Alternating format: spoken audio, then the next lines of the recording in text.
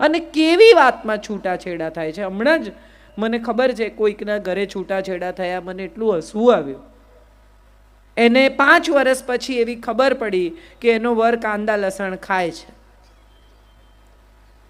આવી વાતમાં એણે બેગેજ ભરીને પોતાને ઘેર જતી રહી. ત્યારે સવાલ એ થાય કે કાંદા લસણ ખાવા કે અમુક રીતે જીવવું કે અમુક પ્રકારની જિંદગી જીવવી એ આપણા સ્નેહની વચ્ચે કેવી રીતે આવે?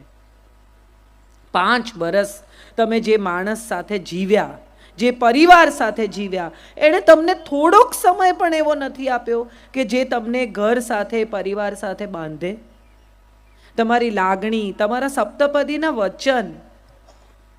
પરણતી વખતે તમને બધાને ખબર હશે, જેટલા વિધિસર પરણ્યા છે બધાને, કે 3 ફેરા ફર્યા પછી ચોથા ફેરામાં એમ કે બેન હવે તમે ડાબી બાજુ આવો. અને બેન બી બધું આમ સાચવીને છેડાછેડી લઈને ડાબી બાજુ આવી જાય. પૂછે નહીં કેમ. બ્રાહ્મણે કીધું ને આપણે કર્યું. જાજી બુદ્ધિ ક્યાં વાપરવી છે? કેટલી સુંદર વાત છે આપણા શાસ્ત્રની કે તમારી પાસે બધા અંગ 2 છે. 2 આંતરડા, 2 ફેફસા, 2 મગજ, બધું જ 2. 2 અંગૂઠા, 2 હાથ, 2 પગ, હૃદય 1 છે. અને 3 ફેરા ફર્યા પછી એ હૃદય તમને સોંપે છે. જેણે તમને હૃદય સોંપ્યું એને દુઃખી કરવાનો અધિકાર આપણને આપ્યો કોણે? આપણે બધા અજાણતા જ એને સૌથી વધુ દુઃખ આપીએ છીએ જેને આપણે પ્રેમ કરીએ છીએ. તમે ઘર છોડીને જતા રહો સાસુને લીધે, દુઃખી કોણ થાય છે? તમારા પતિ. સાસુ ગમે તેવી હોય, તમે સાસુને પરણીને આવ્યા છો. તમે જેને પરણ્યા છો એની લાગણીનો વિચાર કરો. છૂટાછેડા લેવાથી જિંદગીની કોઈ સમસ્યા પૂરી થતી નથી.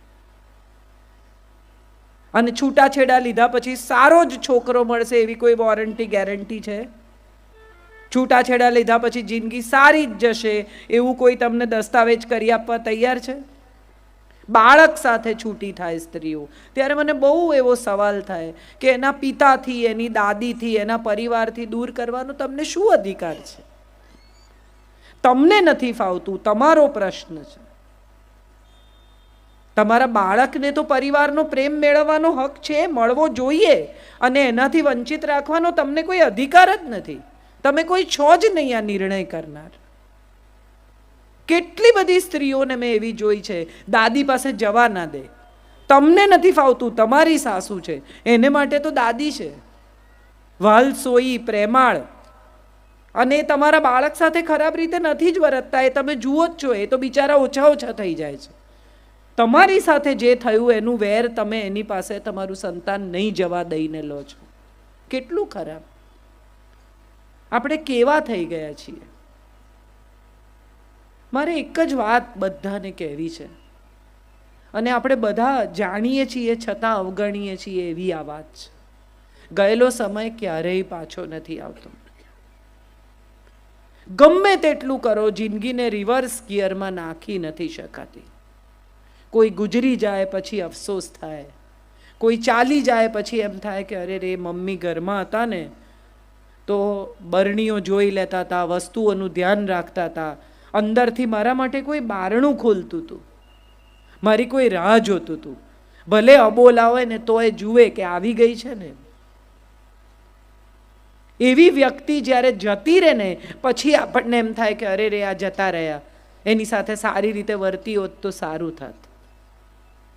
પુત્રવધુ ઘર છોડીને જતી રહે, દીકરાને લઈને જતી રહે, છૂટાછેડા લઈને જતી રહે, ત્યારે એમ થાય કે હતી તો સારી હો બિચારી. પણ હોય ત્યાં સુધી આપણને બિલકુલ ગમે નહીં. અને આની પાછળ સૌથી ઊંડું અને સૌથી પુરાણું કારણ એ છે કે સ્ત્રીને એવું શીખવવામાં આવ્યું છે કે સ્ત્રીની દુશ્મન સ્ત્રી જ છે. આ વાત તમારા મનમાંથી રોજ સવારે ઉઠીને એકવાર ભૂસી કાઢજો. એકતા કપૂરની સિરિયલ સિવાય ક્યાંય સ્ત્રીની દુશ્મન નથી. જોતા નહીં આવી સિરિયલો જેમાં સાસુ ને વહુ ને બધા કોન્સ્પિરસી કરે. આટલા લોકો ઘર અહીંયા બેઠા છે, કોઈ એ પોતાની વહુની ખીર બનતી હોય એમાં મીઠું નાખ્યું છે? હા કે ના? તો પછી આવું શું કામ જુઓ છો? જે માન્યામાં નથી આવતું એવું જોઈને તમારું મગજ શું કામ બગાડો છો? જાણવા જેવું, વાંચવા જેવું. લોકો ભેગા થાય ને, હમણાં જ થોડા દિવસ પહેલાં હું એક કીટી જમવા બેઠી હતી, મારી પાછળ બધી સ્ત્રીઓ જમતી હતી. તે એક બેન બીજા બેનને કહે છે કે આ રેખાએ ડાન્સ કર્યો ને આઈફા એવોર્ડમાં, ત્યારે અમિતાભ બચ્ચન નહોતા આવ્યા. એટલે બીજા બેન એને જવાબ આપ્યો કે તો એ લોકોને વાત થઈ જ ગઈ હોય ને. એટલે ત્રીજા બેને કહ્યું, આ મજાની વાત સમજો. એટલે ત્રીજા બેને કહ્યું કે હા હા, એમનું હજી ચાલે છે, તમને ખબર એમનું ચાલે છે કે અટકી પડ્યું છે. 63 વર્ષની સ્ત્રી રંગમંચ ઉપર ઊભી રહીને નૃત્ય કરી શકે છે, એને સલામ કરવાની છે. બીજું કંઈ વિચારવાનું નથી. એણે 63 વર્ષે એવું શરીર રાખ્યું છે કે નૃત્ય કરી શકે, લોકોની સામે ઊભી રહી શકે, સ્વસ્થતા અને સુંદરતા બંને જાળવી છે. એને સલામ કરો. 50 વર્ષની સ્ત્રી થાય એટલે એને ઘૂંટણ દુખવા માંડે ને, કમર દુખવા માંડે ને, સાંજ પડે માથું ચડે ને. એનું કારણ એ છે કે આપણે બધાએ એટલી નેગેટિવિટી મનમાં ભરી છે ને, નકારાત્મક ભાવનાઓ, કે ધીમે ધીમે હવે શરીરમાં નીકળવા માંડી છે. આને છોડીશ નહીં ને, પેલાને સીધા કરીશ ને, આનું મગજ ઠેકાણે લાવી દઈશ ને, આને તો હું માફ નહીં કરું ને. આવું કેટલું સ્ટોર કર્યું છે માળિયામાં. નવરાત્રિ આવે ને, બધું નીચે ઉતારે અને પછી પ્રતિજ્ઞા કરે કે આ વખતે હું નકામી ચીજો કાઢી જ નાખીશ. કાંઈ નકામું લાગે જ નહીં. મૂકવા માંડે ને ત્યારે બધું કામનું. પિત્તળના મોટા મોટા ઘડા માંજીને પાછા ઉપર ચડાવે આવતે વર્ષે માંજવા માટે. મનના માળિયામાં પણ બહુ નેગેટિવ વસ્તુઓ છે જેનો આપણે કદી ઉપયોગ નથી છતાં મૂકી રાખી છે. કાઢી નાખો. બિલકુલ નકામી છે આ બધી વસ્તુઓ. ભૂતકાળની કેટલીક કડવી યાદો નકામી છે, કેટલો કચરો નકામો છે. મારે તમને બધાને એક વાત પૂછવી છે. તમારે ઘેર સવારના પોરમાં કોઈ આવીને તમને બેગ ભરીને કચરો આપી જાય તો એનું તમે શું કરો? નાખી દો કે નાની નાની વાડકીમાં ભરીને અડોસ પડોશમાં આપી આવો કે આ મને કોક આપી ગયું છે, તમને આપી જાઉં? છે કોઈ એવું? હા કે ના? તો આટલા વોટ્સએપ કેમ ફોરવર્ડ કરો છો?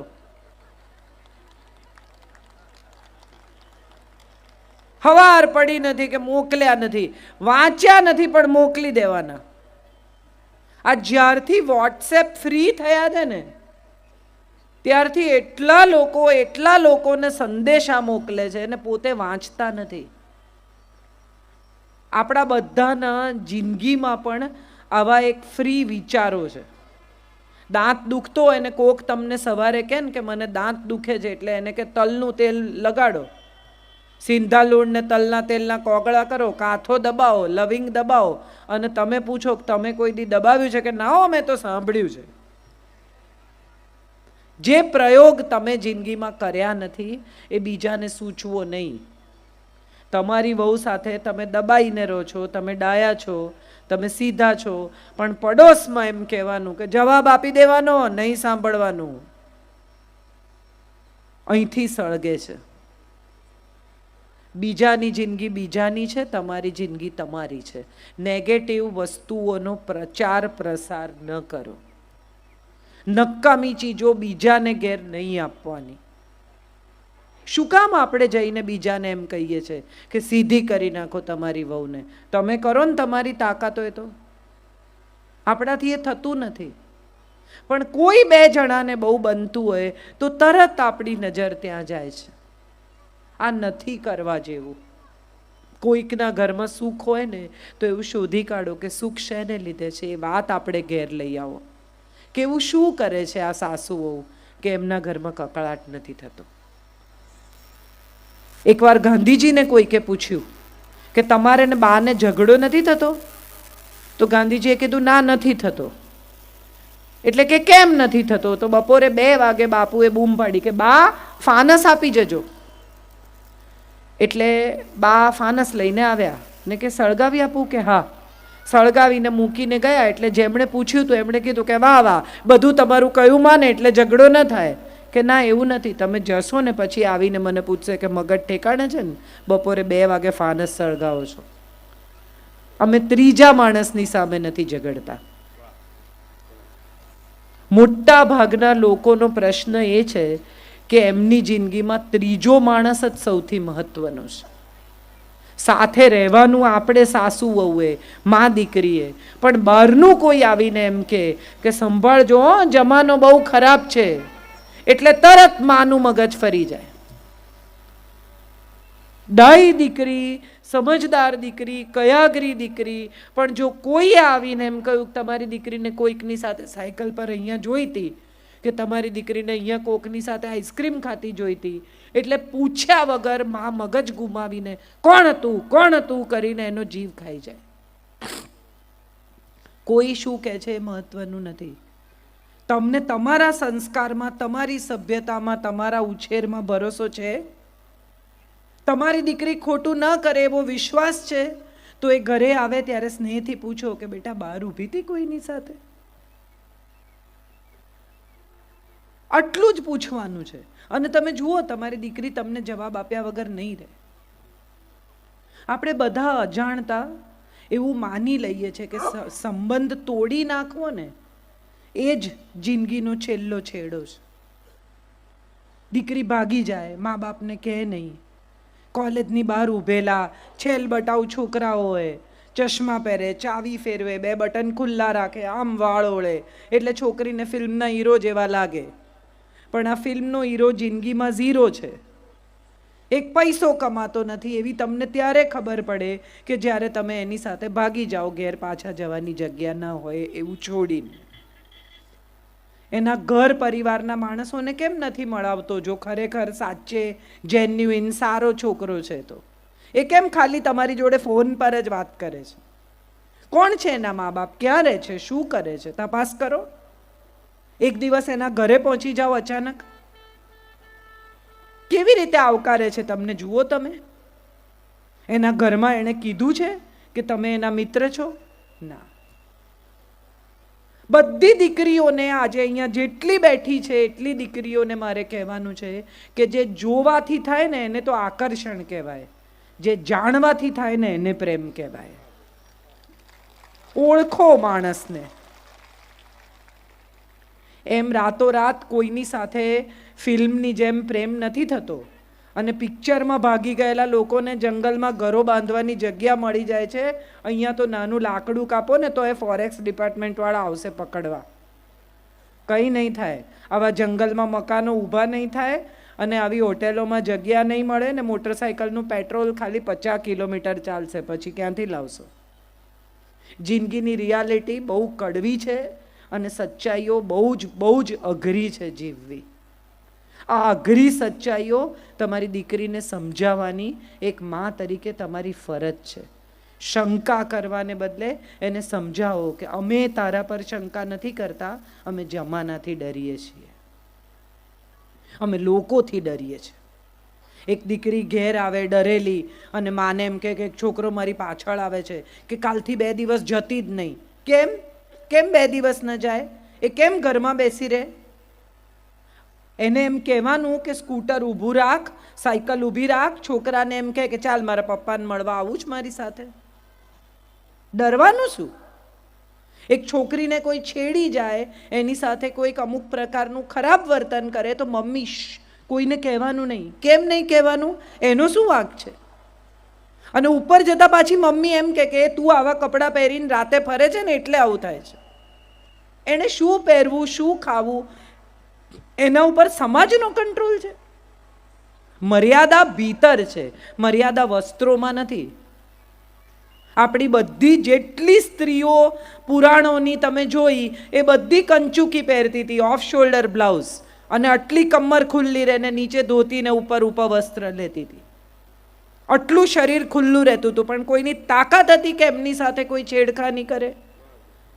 દ્રૌપદીની આંખમાં એ તેજ હશે કે દુશાસને પોતાના હાથ નીચે નાખી દીધા. કૃષ્ણ તો આવ્યા હશે કે નહીં કોને ખબર. એની આંખમાં એ તેજ હશે કે દુશાસન કપડાં ન ખેંચી શકે. હું તો હંમેશા એવું માનું છું. દીકરીની આંખમાં એ તેજનો જન્મ થવો જોઈએ. આપણે અનસુયાના દેશની સ્ત્રીઓ છીએ, આપણે લક્ષ્મીબાઈની દીકરીઓ છીએ. આપણે ક્યાં પહોંચી ગયા? આ ટીવી સિરિયલો, આ સિનેમા, આ પ્રેમમાં પડવું, આ ભાગી જવું. પ્રેમ તો આપતા શીખવે. જેમણે ઉછેર્યા, આટલા મોટા કર્યા, ખવડાવ્યું, પીવડાવ્યું, ભણાવ્યા, એના પ્રત્યેની ફરજ ભૂલીને ભાગી જાય, એને પ્રેમ ન કહેવાય, એને સ્વાર્થ કહેવાય. એને પ્રેમ ન કહેવાય. હું આવા પ્રેમને બિલકુલ માનતી નથી. અને સ્વાર્થ હંમેશા એનો રસ્તો શોધે જ છે. તમારે એ સ્વાર્થનો જવાબ આપવો જ પડે છે. કારણ કે તમારા મા બાપના આંસુ છે ને, એ એક એક આંસુ તમને જિંદગીનું એક એક વરસ ખરાબ કરી નાખશે. આ યાદ રાખજો. આ બધું મારે જુવાન દીકરીઓને, આપણી બાળકીઓને, આપણી જુવાન થઈ રહેલી દીકરીઓને કહેવાનું છે કે માને આપણે કહીએ છીએ ને, તું ચૂપ રહે, તને ના સમજ પડે. એ માં તમને ત્યારે સમજતી હતી કે જ્યારે તમારી પાસે ભાષા પણ નહોતી. એને શું ન સમજ પડે? એને બધી સમજ પડે. તમે ઘરમાં આવીને ચપ્પલ કાઢો ને, માને ખબર પડે કે આમાં શું બદલાયું છે. મા પાસે નજર છે. એવા વહેમમાં નહીં રહેતા. આ તો એનો પ્રેમ છે કે તમને એ વહેમમાં રહેવા દે છે. બાકી તમને સ્કેન કરે છે તમારી માની નજર. જરાક કંઈ ખોટું થયું હશે ને તો તમારી માને ખબર પડ્યા વગર નહીં રહે. કારણ કે આ નાળનો સંબંધ છે. એના પેટમાં રહ્યા છો તમે 9 મહિના. એટલે માને છેતરવાનો વિચાર તો છોડી જ દેજો. છેલ્લી વાત કહીને મારી વાત પૂરી કરું. મારી પોતાની જિંદગીનો દાખલો મારે તમને આપવો છે. મારી માને દીકરાની બહુ ઝંખના હતી. હું એક જ સંતાન, ને પછી મારા પિતાએ એવું નક્કી કર્યું કે હવે સંતાન નહીં જોઈએ. એટલે એક જ દીકરી હું મારા માતા પિતાની. મારા પિતાએ મને ખૂબ જુદી રીતે ઉછેરી. આજથી 50 વર્ષ પહેલાં ગુજરાતી દીકરી નહીં ઉછરી હોય એવી રીતે હું ઉછરી. મારા પિતાને કેન્સર થયું અને ત્યારે મારી માએ રડીને મને એમ કહ્યું કે તું એકલા હાથે શું કરીશ. મારા પિતાને બધા જ ઓળખે છે, પુરુષોત્તમભાઈ બાપુ. એવી કોઈ બચત નહીં, એવી કોઈ આવક નહીં. અને ત્યારે મારી માએ રડીને એમ કહ્યું કે અરે રે, એક દીકરો હોત તો.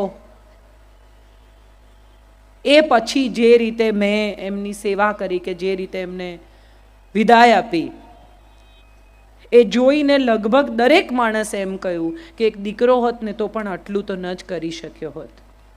મારા વખાણ નથી. મારે તમને એ કહેવાનું, ના મારા માટે તાળી ના પાડશો, મારે તમને એ કહેવાનું છે કે તમારી દરેક દીકરીમાં એ શક્તિ છે. એ શક્તિને બહાર આવવા દેજો. તમારી પુત્રવધુ પણ દીકરા બરોબર ઊભી રહી શકશે. કારણ કે એને પુત્રવધુ કહેવાય છે. પુત્રથી વધુ છે તે પુત્રવધુ. જે દીકરાથી પણ વધારે છે એવી તમે લઈને આવ્યા છો તો એને સ્નેહથી રાખજો. ઘરની ગૃહલક્ષ્મીને સાચવીને, સંભાળીને, સ્નેહથી, જતનથી રાખશો ને. તમે પૈસા કેવા તિજોરીમાં રાખો છો, છૂટા આમ ફેંકી દો છો ક્યાંય. દાગીના કેવા તિજોરીમાં રાખો છો. આ પણ લક્ષ્મી છે. એને જેમ સાચવીને રાખશો, જેમ સંભાળીને રાખશો, એમ વધુ તમારી સેવા કરશે, તમને વધુ સ્નેહ કરશે, તમને વધુ સુખ સગવડ આપશે. પૈસો જેમ ગણી ગણીને વાપરો છો ને, એમ ઘરની ગૃહલક્ષ્મીને પણ ઘસી નહીં નાખતા. એને ગણી ગણીને સાચવીને રાખજો.